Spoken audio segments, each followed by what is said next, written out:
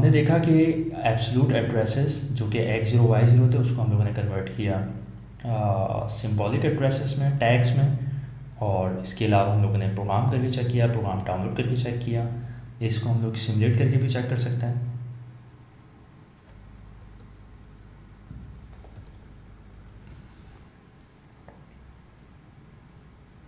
तो इसको हम लोग सिमुलेट किस तरह से करके चेक करेंगे, यहाँ पर मैं जाऊँगा सिमुलेटर। अगर आपके पास ये हार्डवेयर नहीं है तो आप सिंपली सिमुलेटर पे जाके रन करें इसको।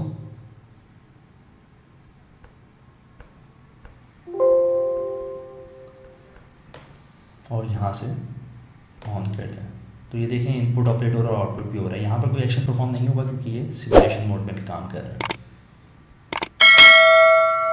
फर्दर इसके अंदर मैं राइट क्लिक करके यहाँ पे रो कमेंट भी दे सकता हूँ कि मेरे पास सर्किट 1 है, ये सर्किट 2 नीचे।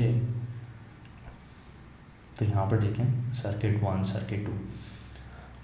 तो लैटरल लॉजिक के अंदर हमारे पास जो ये लेफ़्ट पे होता है, ये यहाँ पर कंडीशंस होती हैं, राइट पे एक्चुएटर्स आउटपुट्स या एक्शंस होते हैं, और ये रंग की फॉर्म में आता जाएगा। तो ये 1 2 इस तरह से ये रंग बढ़ते जाएंगे।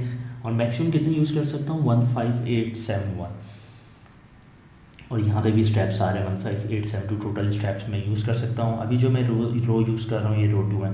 तो अक्सर जो बड़े प्रोग्राम्स होते हैं वो 1000 1500 रंग्स यहाँ तक जा रहे होते हैं और इस तरह से होता है। अभी automationplay.com पे जाइए और ऑनलाइन कोर्सेज़ कीजिए PLC और IIoT पे, जिसके ऊपर डिफरेंट फ्री और पेड कोर्सेज़ अवेलेबल हैं, जिसके ऊपर आप कोर्सेज़ कर सकते हैं PLC, HMI और SCADA पे।